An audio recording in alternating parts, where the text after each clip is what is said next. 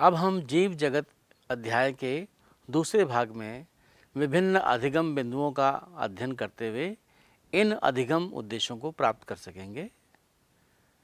छात्रों में जैविक वर्गीकरण की आवश्यकता और महत्व को गहन रूप से सोचने और समझने की क्षमता विकसित करना हमारा उद्देश्य रहेगा। छात्रों में प्रजाति की अवधारणा का आकलन और अपवादों के लिए समझ विकसित करना, जैविक वर्गीकरण के विभिन्न स्तरों का वर्णन करना, विभिन्न वर्गीकी संवर्ग की पहचान और उदाहरण के साथ उन्हें संबंधित करने की क्षमता विकसित करना, छात्रों में श्रवण कौशल, रचनात्मक कौशल और गहन सोच विकसित करना, छात्रों में वैज्ञानिक दृष्टिकोण, जिज्ञासु प्रवृत्ति और प्रकृति प्रेम विकसित करना, दैनिक जीवन में जीव विज्ञान से सह संबंधित स्थापित करने की क्षमता विकसित करना। बच्चों, मानव सदैव विभिन्न प्रकार के जीवों के विषय में अधिक से अधिक जानने का प्रयत्न करता रहा है और विशेष रूप से उनके विषय में जो उसके लिए बहुत ज़्यादा उपयोगी रहे हैं। यदि हम इतिहास की बात करें तो आदि मानव को अपनी मूलभूत आवश्यकताओं जैसे भोजन, कपड़ा तथा आश्रय के लिए नए नए स्रोत खोजने पड़ते थे। इसलिए विभिन्न जीवों के वर्गीकरण का आधार मानव ने उपयोग पर किया। तो जैविक वर्गीकरण क्या है, ये जानने का प्रयास करते हैं। समानता और भिन्नता के आधार पर जीवों को विभिन्न समूहों व उपसमूहों में वर्गीकृत करने की यह वैज्ञानिक प्रक्रिया है, जिसमें जीवों को दिखाई देने वाले गुणों के आधार पर सुविधाजनक वर्ग में वर्गीकृत किया जा सके। यही विधि जैविक वर्गीकरण कहलाती है। उदाहरण के लिए पौधे, प्राणी, बिल्ली, कीट, कुत्ता आदि ये सब जीवों के उदाहरण हैं। क्या आपको पता है कि जीवों के वर्गीकरण में वैज्ञानिक मापदंडों का उपयोग सर्वप्रथम किसने किया था? सोचिए बच्चों, जीवों के वर्गीकरण में वैज्ञानिक मापदंडों का उपयोग सबसे पहले अरस्तु ने किया था। ये वही अरस्तु हैं जिनको हम जीव विज्ञान का जनक कहते हैं। क्या आपने कभी सोचा है कि जैविक वर्गीकरण का क्या महत्व है? क्यों करें हम जैविक वर्गीकरण? बच्चों, जैविक वर्गीकरण द्वारा जीवों की पहचान सुगम होती है, सुनिश्चित होती है। ये जीवों के विभिन्न समूहों में संबंध स्थापित करने में सहायक होता है। यह जीवों के विभिन्न समूहों में वंशावली संबंधों को समझने में भी सहायक होता है। इसी वर्गीकरण में हम वर्गीकी की बात करेंगे। वर्गीकी अर्थात वर्गीकरण का विज्ञान, इसको अंग्रेजी में टैक्सोनॉमी कहा गया है। ये जो टैक्सोनॉमिक शब्द है ये डी कैंडोल द्वारा दिया गया था। वर्गीकी अर्थात टैक्सोनॉमी विज्ञान की एक वह शाखा है जो जीवों की पहचान, जीवों के नामकरण और जीवों के वर्गीकरण से संबंधित है। क्या आपको पता है कि वर्गीकरण अर्थात या वर्गीकी अर्थात टैक्सोनॉमी का जनक कौन है? सोचिए बच्चों, कैरोलस लिनायस को टैक्सोनॉमी का जनक कहा जाता है। अब हम चर्चा करेंगे कि ये जैविक वर्गीकरण पद्धति है क्या। जैसा कि आप जानते हैं, मानव प्रारंभ से ही विभिन्न प्रकार के जीवों के बारे में जानने का अभ्यस्त रहा है। विभिन्न प्रकार के जीवों की विविधता सहित उनके विषय में अध्ययन को वर्गीकरण पद्धति या सिस्टेमेटिक्स कहते हैं। सिस्टेमेटिक्स लैटिन शब्द सिस्टेमा से लिया गया है, जिसका अर्थ है जीवों की नियमित व्यवस्था। वर्गीकरण पद्धति में जीवों की पहचान, उनका नाम, पद्धति तथा वर्गीकरण सुनिश्चित किया जाता है। वर्गीकरण पद्धति में जीवों के विकासीय संबंधों का भी ध्यान रखा जाता है। इसके प्रणेता रहे कार्ल लिनियस ने अपने पब्लिकेशन का शीर्षक सिस्टेमा नेचर चुना।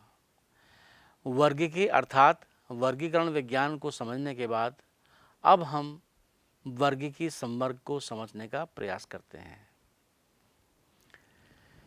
वर्गीकरण एकल सोपान प्रक्रम नहीं है, पहली बात। दूसरा, इसमें पदानुक्रम सोपान होते हैं। प्रत्येक सोपान पद अथवा वर्ग को प्रदर्शित करता है। क्योंकि संवर्ग समस्त वर्ग की व्यवस्था है, इसलिए वर्ग की संवर्ग से कहा जाता है। सारे के सारे संवर्ग मिलकर के वर्ग की पदानुक्रम बनाते हैं। प्रत्येक संवर्ग वर्गीकरण की एक इकाई को प्रदर्शित करता है। वास्तव में ये एक पद है जिसे वर्गक या टैक्सॉन कहते हैं। ये बहुत महत्वपूर्ण है, इसको आप फिर से समझिए एक उदाहरण के द्वारा। जैसे कीट जीवों के एक वर्ग को दिखाता है। इसमें एक समान गुण, जैसे 3 जोड़ी संधिपाद, अर्थात 3 जोड़े उसमें टांगे होती हैं। इसका मतलब यह है कि कीट एक सुस्पष्ट जीव है जिसका वर्गीकरण किया जा सकता है, इसलिए इसे हम एक पद अथवा संवर्ग का दर्जा देते हैं। पद अथवा वर्गक, जिसको हम टैक्सॉन भी कहते हैं, वास्तव में वर्गीकरण की विभिन्न स्तर पर एक इकाई को बताता है। टैक्सॉन विभिन्न स्तर पर एक वर्ग को बताता है। कुछ उदाहरण द्वारा इसको समझिए, बहुत महत्वपूर्ण है, परीक्षा में भी इस पर प्रश्न आते हैं। पौधे एक टैक्सा है, गेहूं एक टैक्सा है, इसी प्रकार जंतु, स्तनधारी, कुत्ता, ये सभी टैक्सा के रूप हैं। अब एक उदाहरण आपको देते हैं। एक वाक्य है कि कुत्ता एक स्तनधारी प्राणी है। फिर से बोल रहा हूं, कुत्ता एक स्तनधारी प्राणी है। अब इस वाक्य को ध्यानपूर्वक देखिए और बताइए कि इस वाक्य में क्या क्या टैक्सा है। बच्चों, हम ध्यान से देखेंगे तो हमें पता लगता है कि इस वाक्य में कुत्ता, स्तनधारी तथा प्राणी अलग अलग स्तर पर एक टैक्सा है। ऐसा क्यों?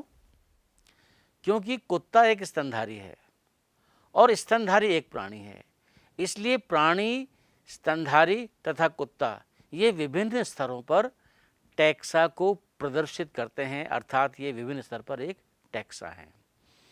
अब ये जो भी हमारे वर्ग हैं, जो संवर्ग हैं वर्गीकरण में, उनका हम अध्ययन करेंगे। इसमें हम शुरुआत करते हैं जगत, जिसको अंग्रेजी में किंगडम कहते हैं। उसके अब हम ये अवरोही क्रम में आ रहे हैं। उसके बाद संघ आता है, जिसको फाइलम कहते हैं। यहाँ पर एक बात ध्यान देने की है कि पौधों में हम फाइलम शब्द या संघ शब्द इस्तेमाल नहीं करते, वहाँ पर हम इसको भाग कहते हैं या डिवीज़न कहते हैं। उसके बाद अवरोही क्रम में वर्ग आती है, जिसको अंग्रेजी में क्लास कहते हैं। गण, जिसको अंग्रेजी में ऑर्डर कहते हैं। उसके बाद कुल, जिसको फैमिली कहते हैं। वंश, जिसको जीनस कहते हैं। और अंत में जाति या स्पीशीज का विकास हुआ है। पौधों तथा प्राणियों दोनों में स्पीशीज सबसे निचले संवर्ग में आती हैं। अब आप ये प्रश्न पूछ सकते हैं कि किसी जीव को विभिन्न संवर्गों में कैसे रखते हैं। तो किसी भी जीव को उसके गुणों के ज्ञान के आधार पर, अर्थात हम जो उसके गुणों का अवलोकन कर लेते हैं, तो उसके आधार पर व्यष्टि अर्थात एक और समष्टि तथा समूह में रखा जाता है। अर्थात उसके वर्ग के गुणों का ज्ञान जीवों में समानता तथा विभिन्नता को पहचानने में सहायता करता है। अब हम सामान्य संवर्ग के बारे में जानेंगे। बच्चों, इससे पहले हमने सभी संवर्गों को अवरोही क्रम में देखा था। अब हम इसको आरोही क्रम में देखेंगे, अर्थात नीचे से ऊपर की ओर।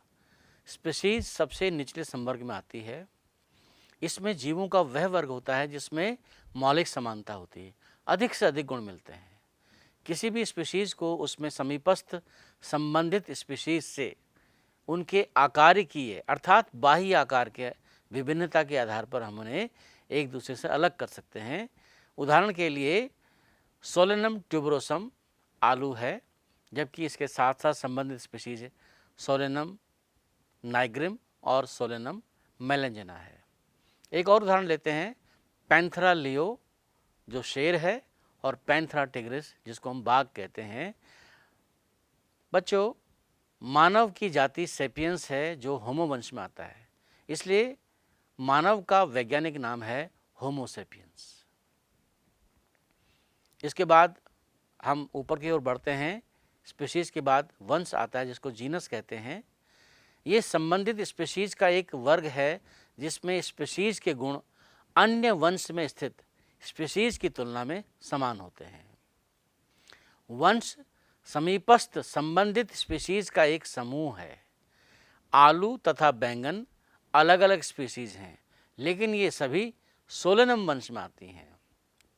उदाहरण के लिए शेर पैंथरा लियो, तेंदुआ पैंथरा पार्डस तथा बाघ पैंथरा टिग्रिस में बहुत से गुण हैं। वे सभी के सभी पैंथरा वंश में आते हैं। वंश फेलिस बिल्ली पैंथरा वंश से भिन्न है। इससे ऊपर की ओर जब हम बढ़ते हैं आरोही क्रम में, तो हम कुल की बात करते हैं जिसको अंग्रेजी में फैमिली कहते हैं।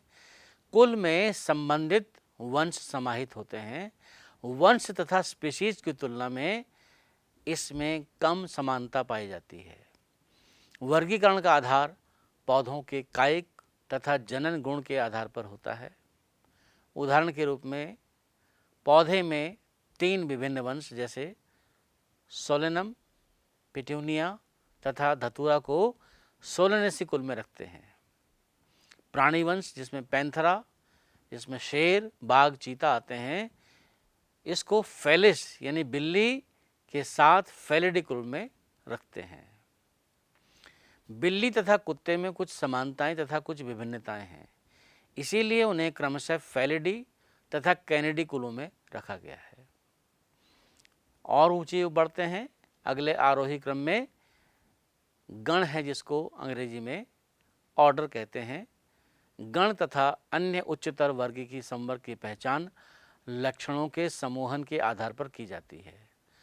गण में कुछ एक समान लक्षण वाले कुलों के समूह होते हैं।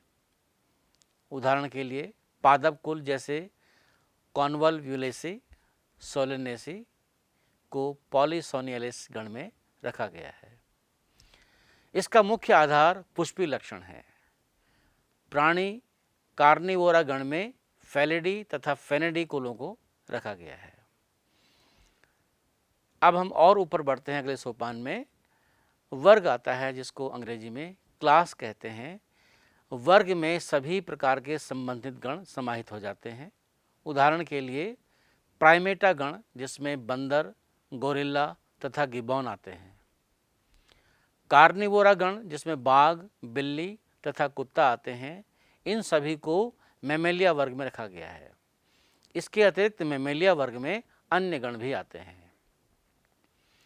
इससे उच्चतर संवर्ग की ओर हम बढ़ते हैं तो आता है संघ जिसको हम फाइलम कहते हैं। संघ में उच्चतर संवर्ग जिसमें जंतु जैसे मछली, उभयचर, सरीसृप, पक्षी तथा स्तनधारी वर्ग आते हैं। एक समान गुणों जैसे पृष्ठरज्जु, नोटोकार्ड तथा पृष्ठीय खोखला तंत्रिका तंत्र होने के कारण कॉर्डेटा संघ में रखा गया है। पौधे में इन वर्गों जिनमें कुछ ही एक समान लक्षण होते हैं, इनको उच्चतर संवर्ग भाग अर्थात डिवीजन में रखा गया है। सबसे ऊपर पहुंचते हैं, वहाँ जगत है जिसको हम किंगडम कहते हैं। उच्चतम संवर्ग जगत में जंतु वर्गीकी तंत्र में विभिन्न संघों के सभी प्राणियों को एक अलग जगत एनिमेलिया में रखा गया, जबकि पादप जगत में विभिन्न भाग अर्थात डिवीजन के सभी पौधों को प्लांट जगत पादप जगत में रखा गया है। बच्चों, वर्गीकी वैज्ञानिकों ने इन पदानुक्रम में उपसंवर्ग भी बताए गए हैं। इससे विभिन्न टैक्सा का उचित वैज्ञानिक स्थान देने में सुविधा होती है।